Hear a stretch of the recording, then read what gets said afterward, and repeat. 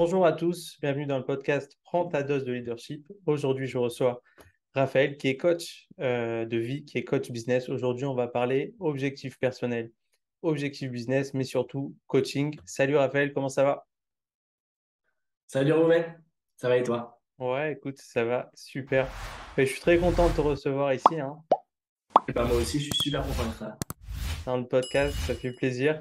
Comme je disais hors antenne, ça fait plus d'un an qu'on n'a pas enregistré de podcast et donc je suis très content de t'avoir ici en ce mardi 2 août.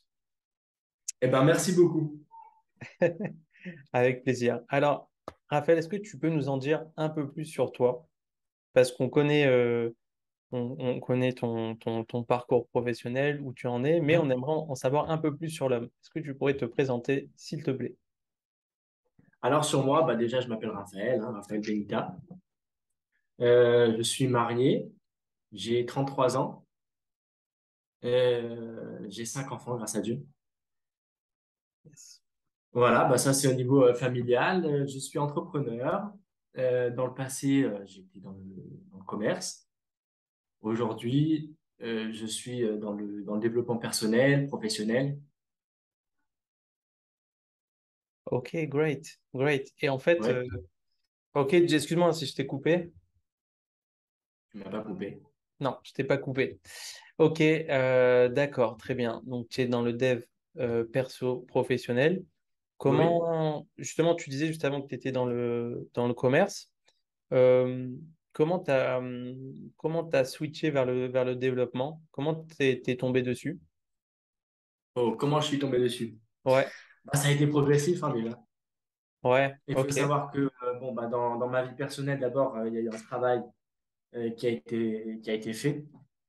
Euh, Ce qui s'est passé, c'est que bon, bah, il y a eu un bouleversement, il y en a eu plusieurs, mais il y a eu un premier bouleversement dans ma vie, on peut dire, qui a fait que bon, bah, je me suis posé plusieurs questions. J'ai fait un processus thérapeutique aussi, qui était assez long d'ailleurs, sur moi-même. Et tout ce travail m'a fait énormément de bien. Il m'a apporté beaucoup de réponses, beaucoup de sérénité intérieure, beaucoup de confiance en moi, etc.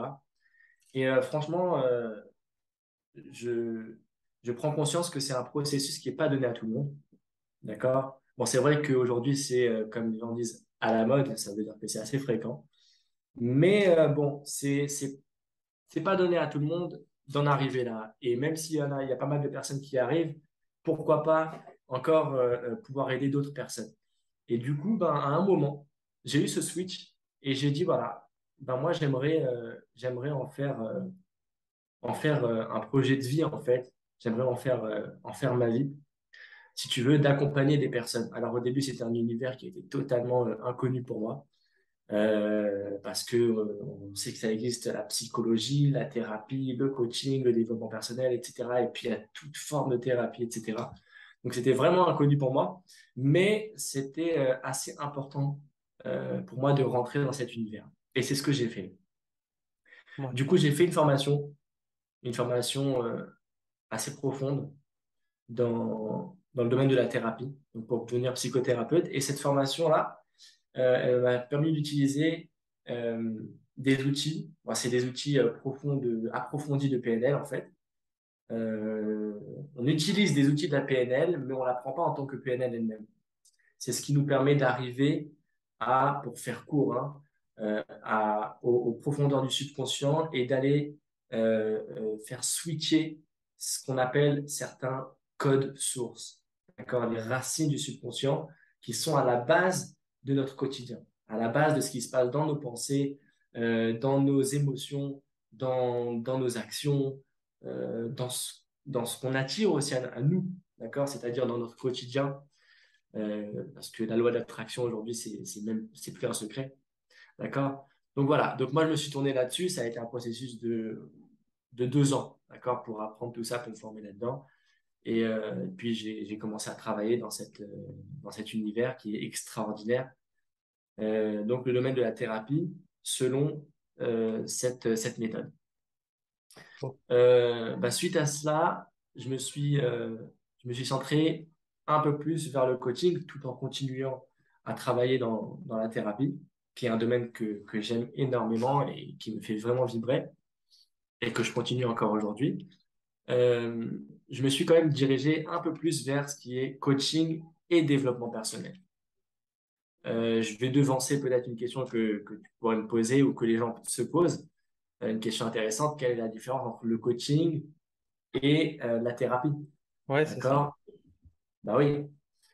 En vrai, la thérapie, c'est quoi? La thérapie, comme son nom l'indique, c'est la guérison de l'âme. D'accord? La guérison de l'âme. C'est-à-dire qu'une personne qui vit certaines choses, une personne qui vit certains événements, qui a certains modes de pensée, etc., certaines émotions, ça se passe parce que cette personne a, si tu veux, des blessures à l'intérieur d'elle-même qui sont dues à son enfance. D'accord? Donc maintenant, le travail d'un thérapeute, c'est d'aller chercher ces blessures, chacun par ses méthodes qui sont l'une plus extraordinaire que les autres, d'aller chercher donc ce qui se passe à l'intérieur de la personne, qu'est-ce qui bloque cette personne, qu'est-ce qui l'empêche d'avancer, dû à son enfant. Donc si tu veux, c'est un retour en arrière et on va nettoyer ses émotions et ses blessures. Ça, c'est le travail thérapeutique. Il y a le travail de coaching. Et le travail de coaching, c'est quoi? C'est plus un travail qui est visé vers l'avenir. C'est un peu comme si je te disais, entre guillemets, arrête de te plaindre, fonce. Allez, mais arrête de te victimiser, même si je ne veux pas dire que les personnes qui se victimisent, qui font un travail thérapeutique, elles se victimisent, parce qu'au contraire, il faut prendre en compte euh, chaque, euh, chaque ressenti, chaque émotion, c'est très important. Mais l'esprit du coaching, ça va être plutôt vas-y, avance, vas-y, fonce. Quelles sont tes forces intérieures? Quelles sont tes ressources intérieures? Parce que chaque personne a en elle-même des forces, chaque personne a des ressources et il suffit, entre guillemets, d'aller les chercher. On parlait sous un accompagné, c'est généralement plus facile. Donc, parler d'un coach, c'est ça le travail du coach, et pour aller les mettre en avant et pour pouvoir avancer. Voilà la différence. Ok, j'ai une petite question. Est-ce que le coaching, ça va dans un sens? Ça veut dire que le coach donne des clés, des instructions et l'élève, le coaché, applique, ou bien c'est un travail à deux? Alors, c'est un travail qui se fait à deux parce qu'il ne s'agit pas d'un professeur et d'un élève Ok. du tout. Il s'agit d'un coach et d'un coaché. Et si tu veux, la personne, l'intervenant principal, c'est le coaché. C'est Hmm. lui l'intervenant principal et justement le coach, il va s'adapter au coaché. Ça veut dire on est totalement là pour l'accompagner. Alors évidemment, on est là pour le diriger parce que le coaché, il a besoin d'être dirigé, mais on va le diriger selon lui. D'accord? D'ailleurs, ça me vient à la phrase, une phrase qui est ramenée dans la Torah. Donc on dit tu vas éduquer le jeune, donc l'enfant, mais ça peut être n'importe qui, à n'importe quel âge, selon sa voie, selon son chemin.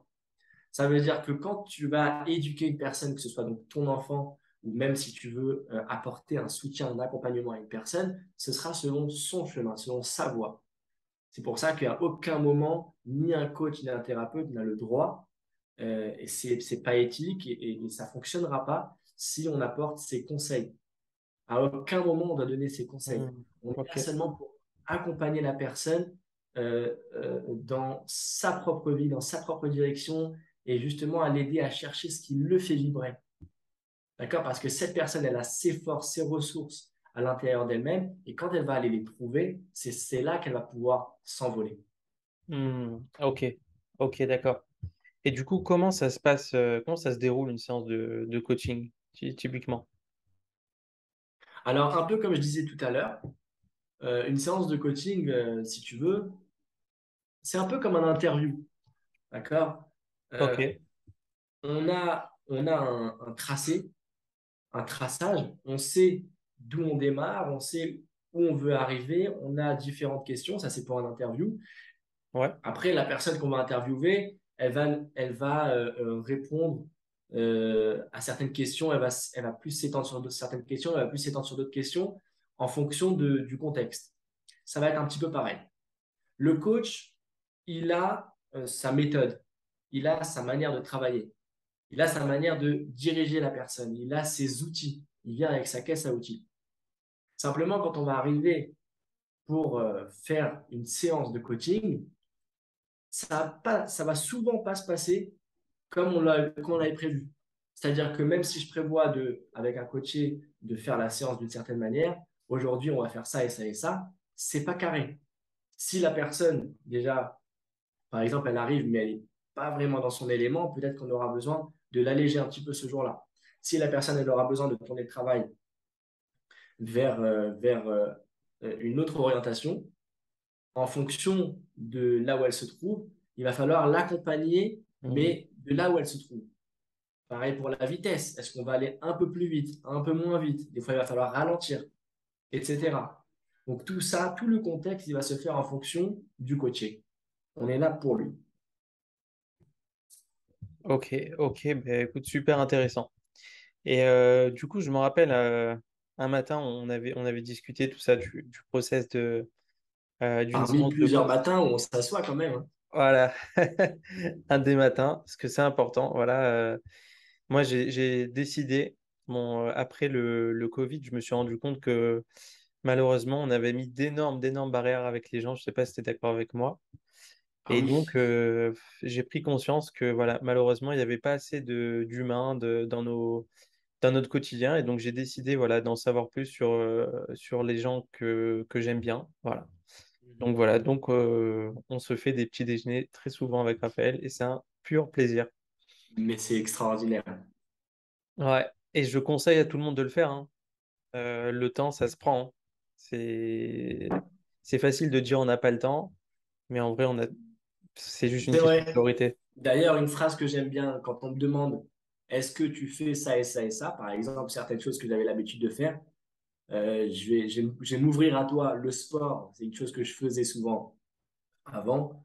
Maintenant, j'en fais moins. OK. Pas que j'en sois fier, hein.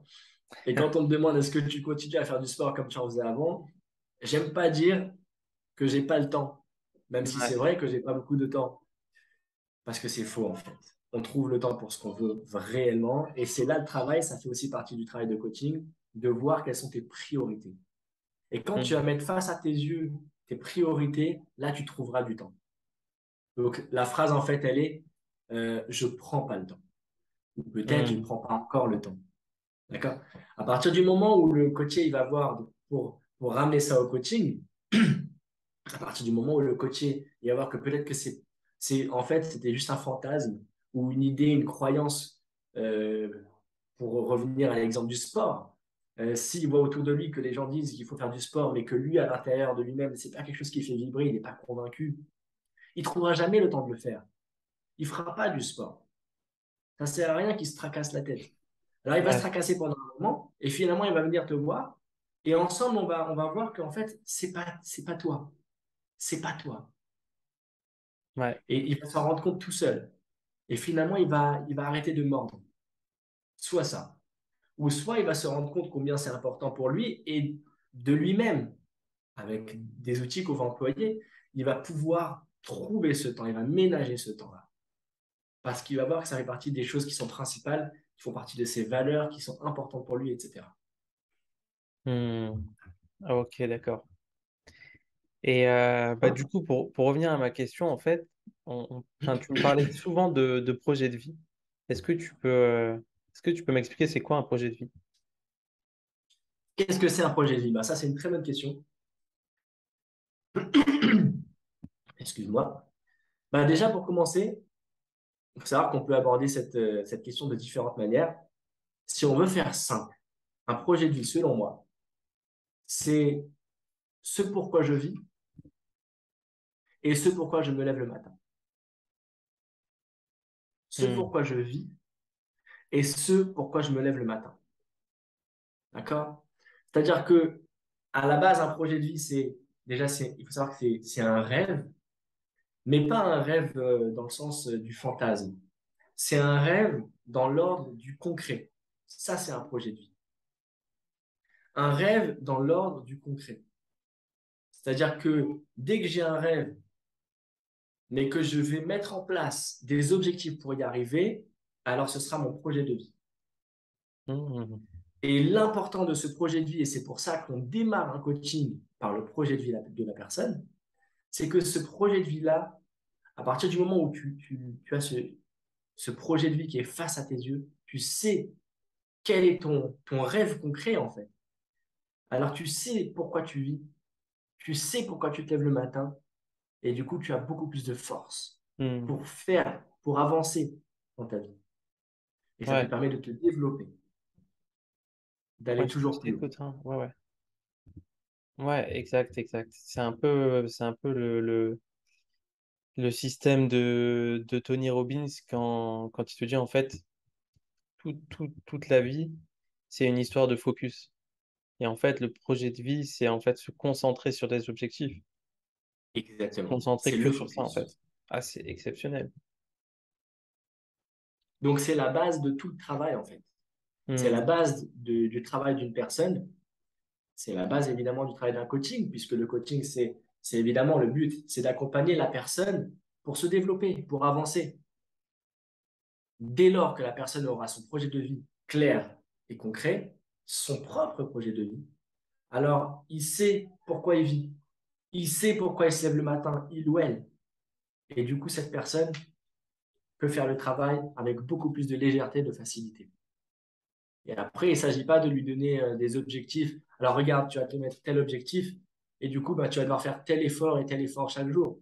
Il n'y a plus d'effort. Il n'y a plus d'effort. Ouais, Quand tu vois à la salle de sport, quand tu vas à la salle de sport, tu vois directement, il y a différents types de personnes. Il y a les personnes qui sont dans l'effort. Généralement, ils ne tiendront pas longtemps. Et tu as les personnes qui kiffent. Ils savent pourquoi ils sont là. Et ils kiffent. Et c'est ces personnes-là qui persévèrent et qui réussissent. Pareil dans tout. ouais, ça me rappelle. Il y a un ami très proche de Arnold Schwarzenegger Mhm. qui disait que quand il s'entraînait à la salle, tu sais, il poussait des poids de malade et tout. Et les gens, ils en pouvaient plus, ils souffraient, ils râlaient, tout ça. Ils disaient, mais Arnold, je comprends pas, ça te fatigue pas, ça te saoule pas, tu en as pas marre.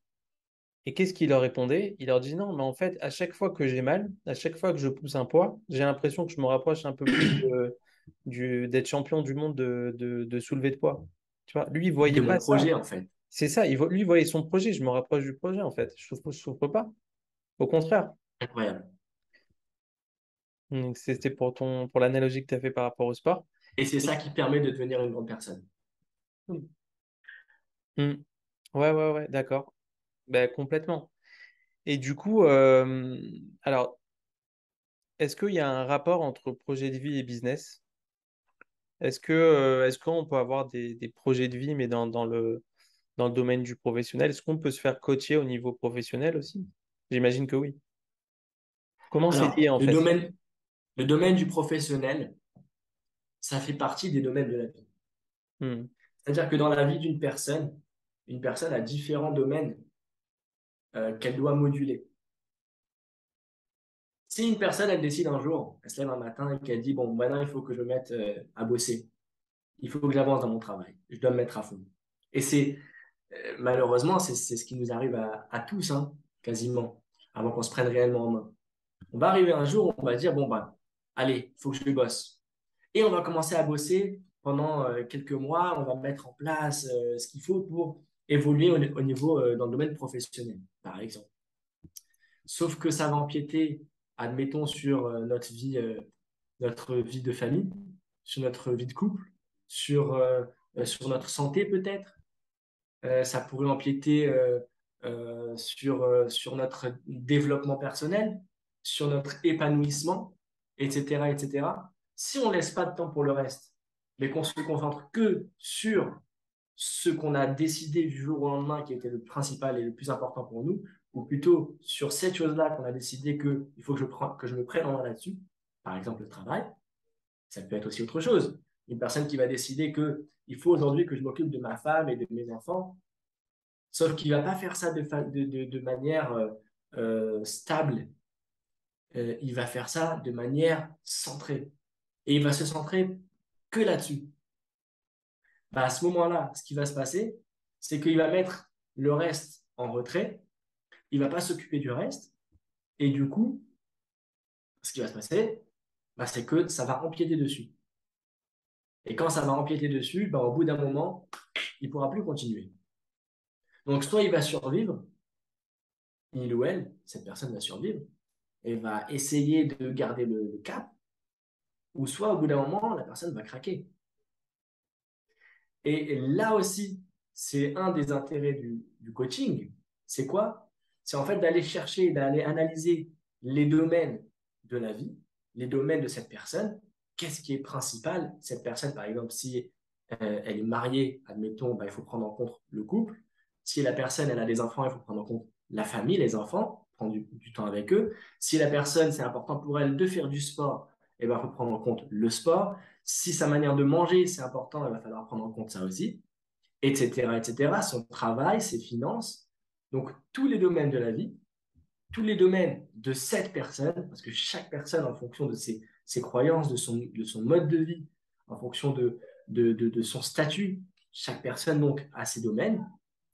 Et en fonction de tout ça, on va faire en sorte d'évoluer petit à petit, échelon par échelon, en faisant tout avancer pour avoir des résultats et pas faire avancer d'un coup un domaine, laisser le reste de côté et d'un coup me rendre compte que je fais n'importe quoi et finalement revenir en arrière et finalement m'occuper d'autre chose d'un autre domaine, etc., etc. D'avancer de manière stable. Donc en fait, quand tu me demandais est-ce que il y a un projet de vie dans le domaine du travail, évidemment. Et c'est même que le travail fait partie alors, pas du projet de vie, on va dire qu'il y a le projet de vie de la personne, donc le rêve lointain, et à l'intérieur du projet de vie, il va falloir examiner, si tu veux, tous ces domaines-là, dont le travail. Est-ce que j'ai été clair? Parce que je parle beaucoup, tu me dis un petit peu si. Ouais, ouais, non, non, pas du tout. Bah, c'est super intéressant. Tu es là pour ça, hein. Non, non, non, c'est très clair. C'est très clair. Petite question. Petite J'écoute. question. Est-ce qu'il peut y avoir des cas où finalement il y a une personne qui peut être limitée par des blocages psychologiques dans son travail? Par exemple, je sais pas moi, des croyances par rapport à l'argent ou tu vois, des trucs comme ça. Est-ce que Croyance c'est quelque limitante, chose évidemment. qui existe? Évidemment. Alors, dans ce cas, une personne qui va avoir donc des croyances limitantes par rapport à l'argent, ça, c'est pas est-ce que ça existe. J'ai envie de te dire que généralement, ce qui bloque une personne dans sa vie, c'est les croyances limitantes. Ok. Parce qu'une personne, elle a tout ce qu'il faut pour devenir au top d'elle-même. Une personne, elle a tout ce qu'il faut pour être le meilleur de sa personne. On a toutes les ressources.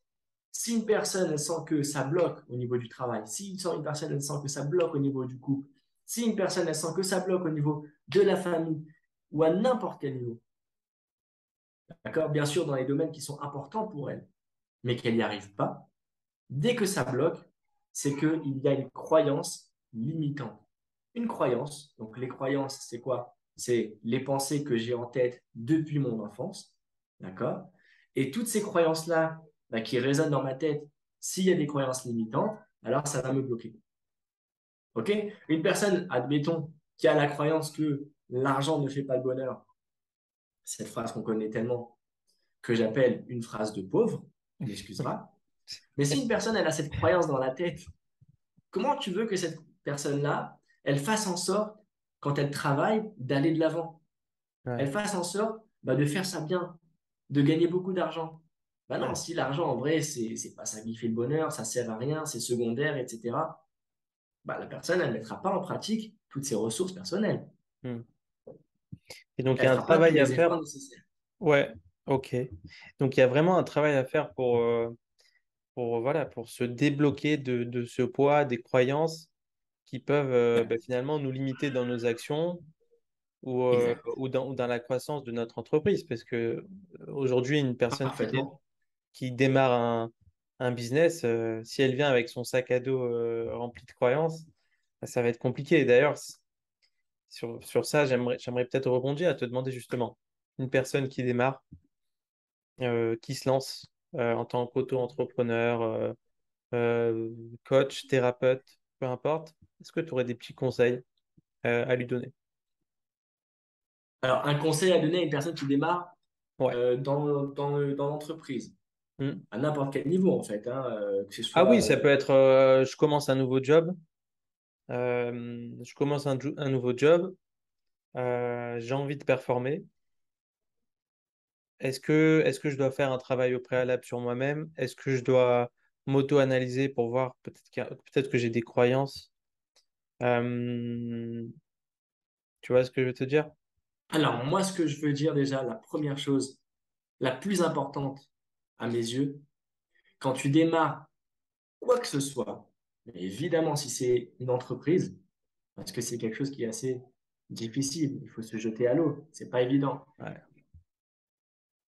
Euh, just do it. Hmm. Just do it. Hein, connais, Ouais. fais-le. Fais-le. Ça veut dire que d'abord, tu dois mettre tes peurs de côté. Si tu écoutes tes peurs, alors tu feras rien. Si tu écoutes les gens, tu feras rien. C'est Ouais. simple. Et attention, je vais te surprendre, Reuven, c'est que quand je dis que si tu écoutes les gens, il faut pas écouter les gens, ça veut dire quoi? C'est pas qu'il faut pas écouter les conseils négatifs, mais il faut éviter d'écouter les conseils positifs. Ouais. Pourquoi? Parce que si tu t'habitues à écouter les conseils, pas les conseils, excuse-moi. Les conseils, c'est toujours bon à prendre. Je parle surtout des, euh, euh, des mots gentils. Si tu t'habitues à prendre les mots gentils des personnes, à prendre à cœur, alors après, quand on te donnera des mauvais conseils ou des mots qui sont moins agréables à entendre, eh ben là aussi, là, tu vas prendre à cœur aussi. Alors que si tu t'habitues à te déconnecter de ça, à prendre ce qu'il y a à prendre, mais quand même, surtout à écouter, à te concentrer dans ton travail, alors là, tu vas t'habituer à aller de l'avant, à te faire confiance à toi-même. Bien sûr, encore une fois, apprendre, il faut l'humilité, c'est important. L'humilité d'apprendre à être à l'écoute de certains conseils, d'autres personnes, etc. Il faut faire ce tri qui est assez délicat, mais qui est faisable. D'accord? D'abord, s'écouter à soi-même. Est-ce que je considère que je dois faire ça ou pas? D'accord? Comment est-ce que je peux savoir? Tout simplement. Ça, c'est pas compliqué. J'ai envie d'entreprendre quelque chose. Alors, si je sens que je veux pas le faire parce que c'est pas le moment, alors c'est peut-être que c'est pas le moment. Je dois m'écouter. Mais si je sens que c'est une peur, c'est juste une peur. D'accord? Alors, dans ce cas, souvent, il faut y aller.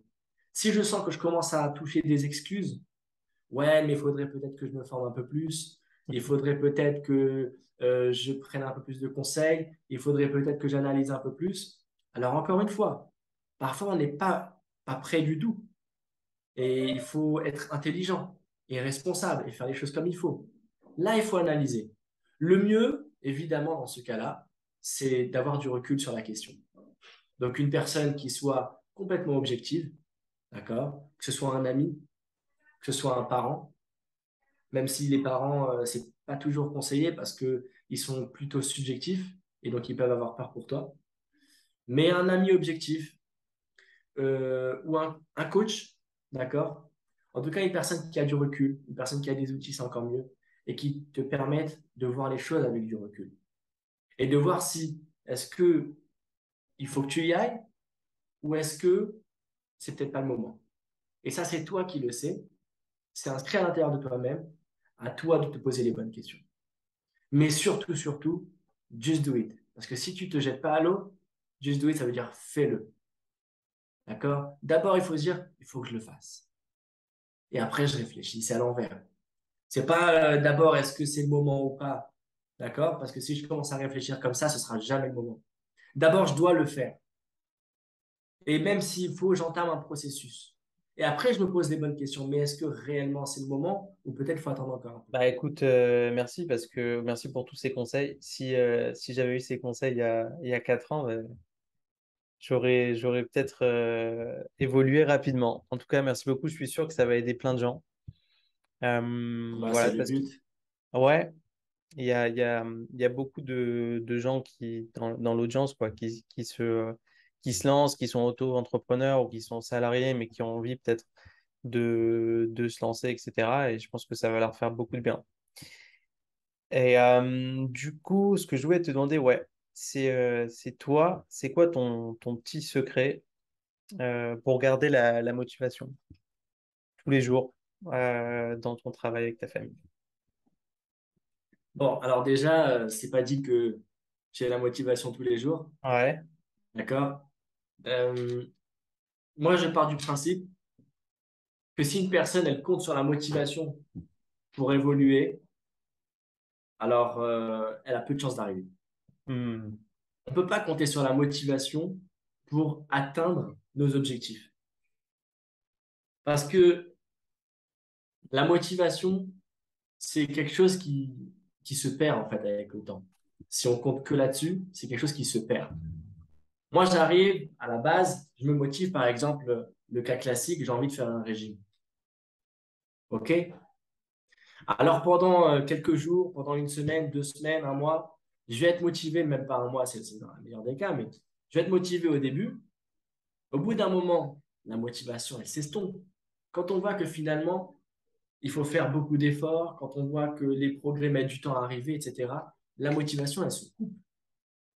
C'est normal, on est tous des êtres humains. Ça n'existe pas d'être tout le temps motivé. Ça n'existe pas. Et selon moi, il n'y a pas de secret pour avoir une motivation à l'état pur. Ça n'existe pas. Ce qu'il faut, par contre, c'est trouver son point de détermination. Être déterminé, ça, c'est quelque chose, par contre, qui nous permet d'avancer et d'aller loin. À partir du Hmm. moment où tu sais pourquoi tu fais les choses, tu sais où tu veux aller, là, quand tu vas être déterminé, tu peux déraciner des montagnes. Et là, tu as la motivation qui suit. Avec des hauts et des bas, mais c'est pas grave. Parce que même quand tu es en période de bas, même quand tu n'es pas motivé, même quand c'est difficile, bah là, tu es déterminé. Parce que tu sais pourquoi tu fais les choses. Et donc, tu continues de te mettre des objectifs et d'avancer échelon après échelon et d'avancer, même quand c'est dur.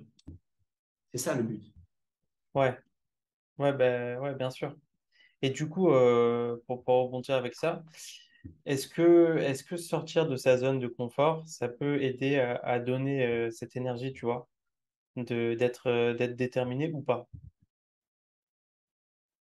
Est-ce que ça peut Alors, aider moi, les je deux? dirais que la détermination, le fait de savoir où tu te diriges, demande de sortir de sa zone de confort. Hmm. D'accord? C'est quelque chose qui demande de sortir de sa zone de confort. Parce que c'est jamais agréable au début quand tu Mhm. dois faire quelque chose de grand, donc un grand pas pour aller vers ton projet de vie, même si au début, bah, tu te mets certains objectifs qui sont assez, euh, pas forcément énormes, hein. Avoir des objectifs, c'est pas forcément de faire des grands pas depuis le début. Ok, moi j'ai mon projet de vie, je sais où je veux aller. Après, j'ai des échelons, des étapes à traverser. Simplement, euh, quand tu as cette détermination et que tu veux avancer et arriver vers où tu veux arriver, tu vas devoir sortir de ta zone de confort. Ça, c'est obligatoire. Hmm. Tant que tu veux rester dans ta zone de confort, alors tu veux rester exactement là où tu étais. Ouais. T'as pas envie, personne n'a envie en fait de faire cet exercice et de dire bon ben je vais changer de direction en fait. Je vais changer de direction. Pourquoi il y a des personnes qui réussissent et des personnes qui ne réussissent pas? Une personne qui réussit, c'est une personne qui a dit je resterai pas là où je suis toute ma vie.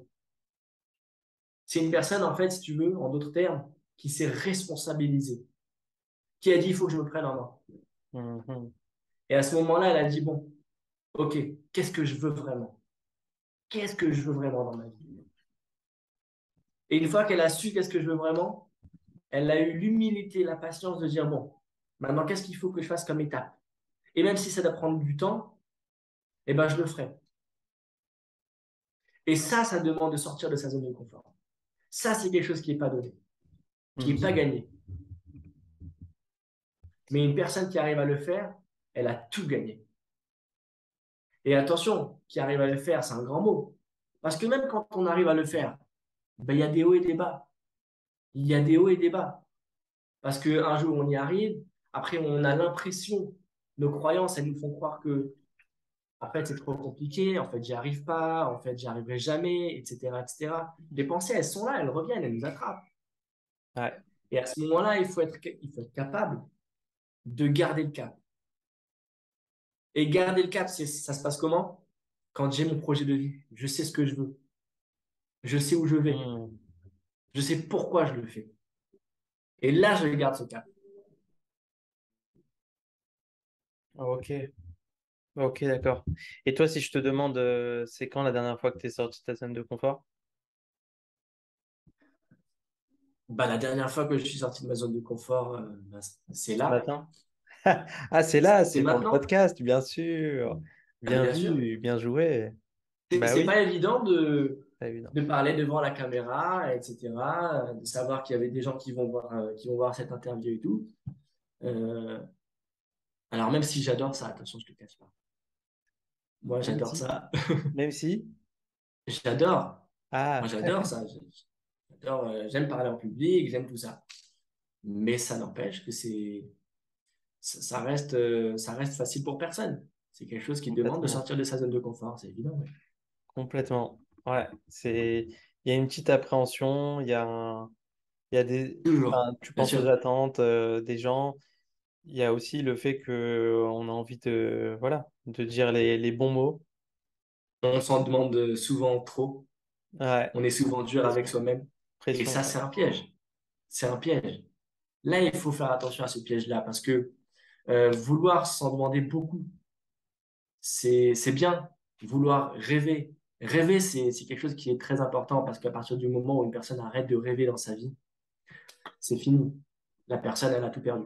Donc rêver, c'est quelque chose qui est très important. D'accord? On voit Mhm. d'ailleurs la vitesse à laquelle les enfants, ils évoluent à côté de la vitesse à laquelle les adultes évoluent.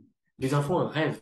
Les Complètement. adultes, malheureusement, ils ont repris, entre guillemets, cette conscience. Mais en fait, c'est tout simplement une absence du rêve. Et c'est dommage. C'est important de rêver. C'est important de développer sa capacité à rêver. C'est ce qui nous permet de nous accrocher à toujours plus haut. Alors là où il faut faire attention, et je suis en train d'écrire quelque chose là-dessus en ce moment, c'est que rêver, ça peut être dangereux aussi. Est-ce que je rêve, mais au-delà de mes limites, ou est-ce que je rêve dans mes limites? Et là, le fil, il est délicat. Qu'est-ce que je veux dire par là? Je vais te prendre un exemple, si tu me permets, parce que je me suis un petit peu écarté, mais ce sujet, il me passionne. On va prendre l'exemple d'un enfant à l'école. OK? J'en parlais d'ailleurs avec ma fille. Euh, un enfant, admettons, qui a des difficultés scolaires. OK? Bon, bah, cet enfant, il a du mal. Il a du mal, par exemple, à avoir la moyenne. Donc, il n'a même pas la moyenne à l'école. Et maintenant, tu vas parler avec lui de rêve, il va te dire, bah, tu sais quoi, moi, je rêve, on est en fin d'année, l'année prochaine, je veux être parmi les premiers de la classe. Alors, tu vas me dire, bah, Raphaël, écoute, ça, c'est super. Il rêve. Cet enfant rêve. Ouais. Laisse-le avoir ses rêves. Alors là, il y a une erreur. Parce qu'il faut quand même être réaliste dans ses rêves. C'est-à-dire que si tu rêves en dehors de la réalité, on garde une réalité quand même. Alors là, tu peux vite tomber dans, euh, bah, finalement, l'année prochaine, tu ne seras pas parmi les premiers et tu vas être déçu. Donc tu vas tomber, c'est le mot que je cherchais, excuse-moi, tu vas tomber dans la déception. La personne, cet enfant, cette personne va tomber dans la déception finalement, à cause de son rêve. Et plus que ça, c'est plus que de la déception, ça peut même être un échec. D'accord? Un échec qui, attention, n'est pas forcément quelque chose de négatif, mais ça, je le réserve pour une autre fois, on en parlera, Ouais. Ouais. bien Ouais. sûr. Exact, exact. Ouais, on peut en parler dans L'échec, notre c'est même podcast. quelque chose, je disais pas forcément de négatif, mais c'est même quelque chose de positif quand on rebondit comme il faut. D'accord? En tout cas, cet enfant-là, ou cet adulte, il va d'un coup, il va se dire, mais en fait, moi j'ai rêvé, mais ça s'est pas réalisé. Donc, en fait, je ne suis pas capable. Et il peut perdre confiance en lui. Cet enfant peut perdre confiance en lui. Donc, ce qu'il faut, en réalité, c'est rêver, mais rêver sur... Le rêve, il doit être dans le long terme. Le rêve, il doit me permettre de garder le cap. Ça veut dire que cet enfant qui a du mal à l'école, il ne faut pas lui dire, bah, écoute, toi, tu as du mal à l'école, donc tu ne seras jamais un médecin, tu ne seras jamais un avocat, tu ne seras jamais un comptable. Non, non, non, jamais tu lui dis ça. Tu le laisses rêver. Ouais, mais il a du mal à l'école. Comment tu veux qu'il réussisse à apprendre? Il n'est pas scolaire. Laisse-le faire autre chose. Non. Si cet enfant rêve de devenir un grand médecin, tu le laisses rêver. Parce que là, il rêve sur le long terme. Et quand ce rêve, il est dans le long terme, alors là, au fur et à mesure, il va prendre les choses en main.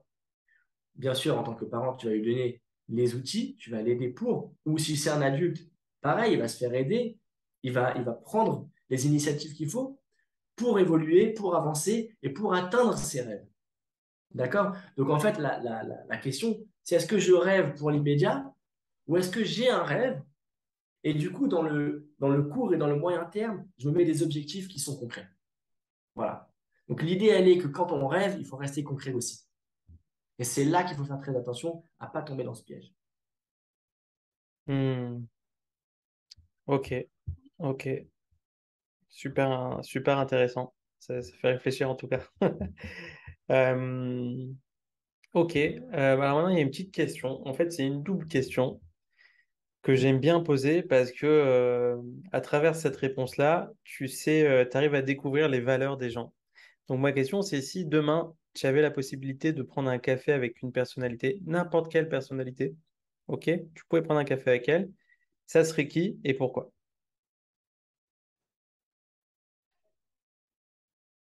Alors, d'abord,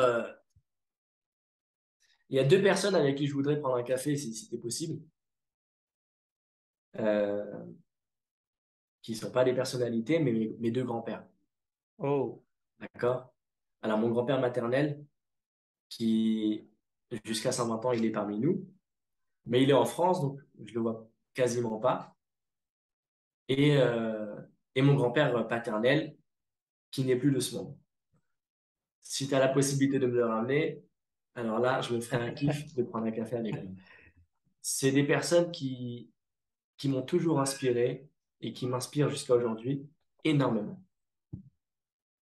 C'est les personnes de l'époque, tu vois, personnes fortes, les vraies personnes qui avancent en fait dans leur vie, qui arrêtent de regarder en arrière, qui arrêtent de se victimiser, qui sont pas là pour mettre la responsabilité sur les autres, etc., qui se prennent en main. hmm, Et pour moi, ça, c'est un mot d'ordre. Se prendre en main dans n'importe quelle situation. La facilité, c'est de rejeter les choses sur les autres. À partir du moment où la personne, elle a la maturité de se prendre en main, ça y est, c'est fini.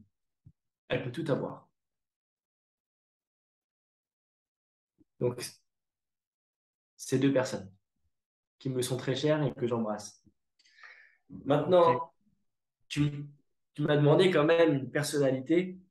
Bah, si je devais parler d'une personnalité, c'est quand même David Goggins, Oh, fameux Navy SEAL. Euh, En fait, pour moi, cet homme-là, c'est la référence de apprendre à se surpasser au-delà de ce qui est imaginable, en fait. Une personne, elle peut faire tellement de grandes choses. Chaque personne peut devenir une grande personne. Je vais te dire plus. Chaque personne est une grande personne. Maintenant, si seulement une personne savait utiliser ses ressources et ses outils personnels comme il faut, elle pourrait aller tellement loin. Mais comme je te disais juste avant, on a tendance à se laisser aller, à ne pas sortir de sa zone de confort, à se déresponsabiliser, parfois à se victimiser. Alors que quand une personne, elle se prend en main, et surtout, si une personne, elle se surpasse, si une personne, elle se surpasse, alors se surpasser, t'es pas obligé d'être David Goggins, hein. T'es pas obligé d'être un fou dans ta tête. Mais se surpasser, ça peut être, allez, encore un peu, encore un peu. et encore un peu. Et si à chaque fois on se surpasse, on peut aller très loin. On peut aller très très loin. Waouh. Donc, bon, ben, on te réserve 3 cafés alors. Avec grand Euh, plaisir. ouais, David Goggins. Waouh. Ouais, c'est vraiment le gars qui est là dans le surpassement. Ça veut dire que tu as même l'impression qu'ils sont deux dans sa tête. Et c'est impressionnant. Ouais, c'est impressionnant, je suis Ben, d'accord il avec a toi. peur de rien. Il C'est a simple, peur il de a peur de rien. rien. Il n'y a pas une chose qui va se dire, ouais, mais là, je peux pas. Moi, des fois, tu sais, quand il y a certaines choses où parfois, tu connais, il y a des choses où tu te sens un peu faible face à une Ouais, certaine ouais, situation bien ou face sûr, à certaines choses, etc. c'est Ben, clair. parfois, je pense à lui. Je pense à David Goggins, tu vois. Je me dis, comment est-ce qu'il aurait fait? Lui. Qu'est-ce qu'il aurait fait? Tu vois, Hmm. l'esprit Goggins, tu vois, l'esprit de je me laisse pas avoir. Ouais, Bah ça, tu vois, c'est quelque chose qui est très inspirant. ouais.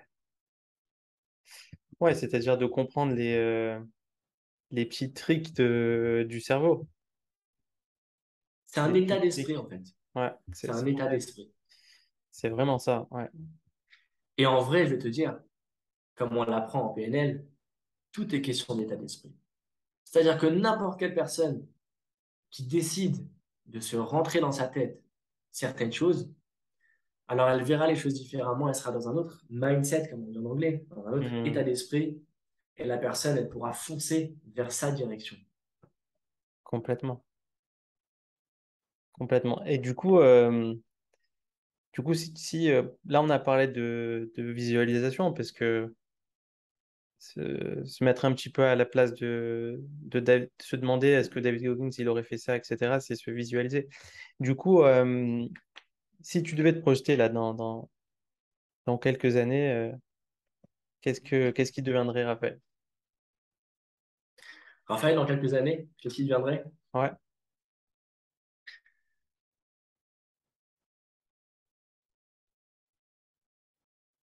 Enfin, dans 5 ans, tu vois. Toi, tu te verrais comment dans 5 ans? Ben écoute, dans 5 ans, je me vois en train de vivre la vie à pleines dents, Hmm.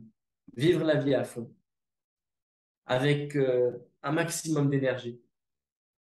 Et surtout, partager cette vie, partager cette magie, j'ai envie de dire, avec un maximum de personnes. Que ce soit en one-to-one, que ce soit en collectif, de différentes manières, partager cette magie avec un maximum de personnes. Voilà. Waouh! Ah, il y a des beaux projets là. Il y a des Ben, super je pense projets. que c'est le rêve de chaque personne de, de vivre sa vie à fond la caisse, quoi. À fond la caisse. Ouais. Bah, écoute, merci pour ta réponse. Voilà, on arrive vers la fin du podcast, malheureusement. Euh, Là, on est dans la C'était partie une qui super est... expérience, hein, quand même. Ouais, c'était sympa. Première expérience, bonne expérience. Magnifique. Ouais, tu vois, J'espère qu'on c'est... remettra ça. Ah ben, avec plaisir. Tu vois, c'est pas si compliqué, hein. Au final, on rentre dans le trip. Eh En ben, vrai, ouais. et je pense que je te coupe un peu, mais je me permets. Tu dis que c'est pas si compliqué. Sauf que dans tout, c'est comme ça. Complètement. Avant de faire quoi que ce soit, on croit que c'est la mer à boire.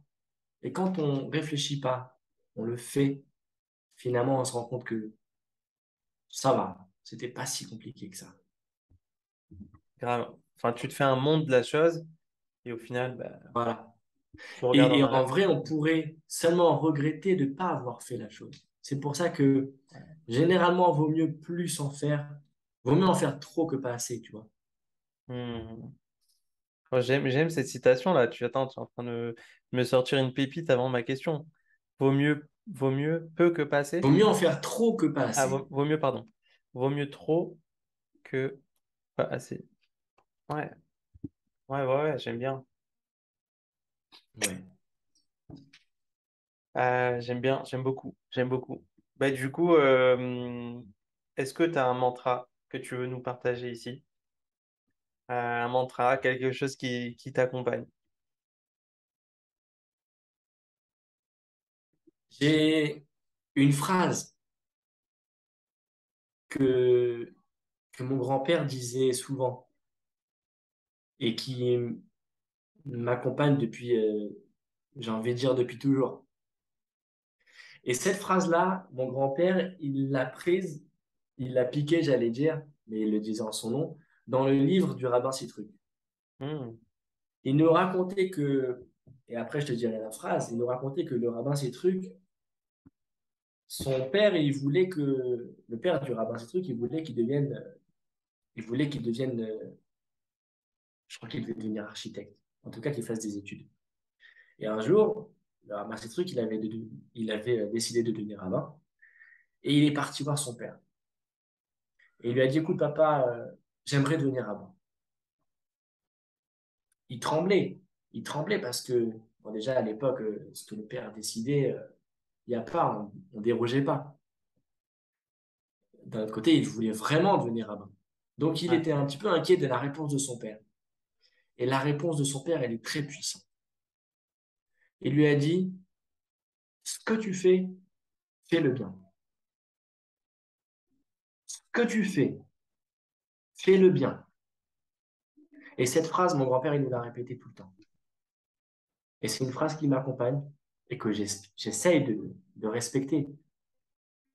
Ce que tu fais le bien. Voilà. C'est ça, tu vois, on devrait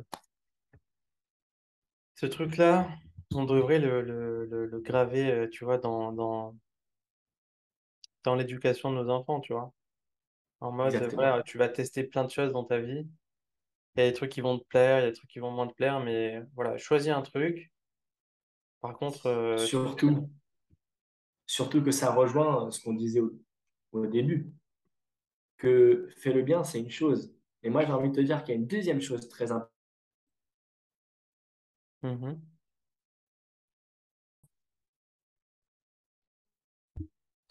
La deuxième chose qui ressort de cette phrase et qui est très importante, c'est le début de la phrase. Ce que tu fais, peu importe ce que tu fais. C'est-à-dire que son père, le père du rabbin Citruc, il a eu la vivacité d'esprit de ne pas le bloquer à son fils et de lui dire, écoute, non, pour moi c'est important, ça fait partie de mes valeurs, on doit faire des études et ce sera ça et pas autre chose. Il aurait pu lui dire ça.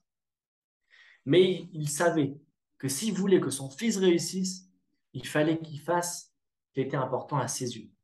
Et c'est pour ça qu'il lui a dit, écoute, peu importe ce que tu fais, tant que tu le fais bien, tant que tu t'accroches à tes projets, tu t'accroches à tes rêves, tu fais ce que tu as dans tes tripes, là, tu le feras bien. C'est ça que j'ai envie de dire, moi. Ça veut dire que il y a ce que tu fais, fais-le bien, mais moi, j'ai envie de te dire plus que ça. Si tu fais ce que tu veux, là, tu le feras bien.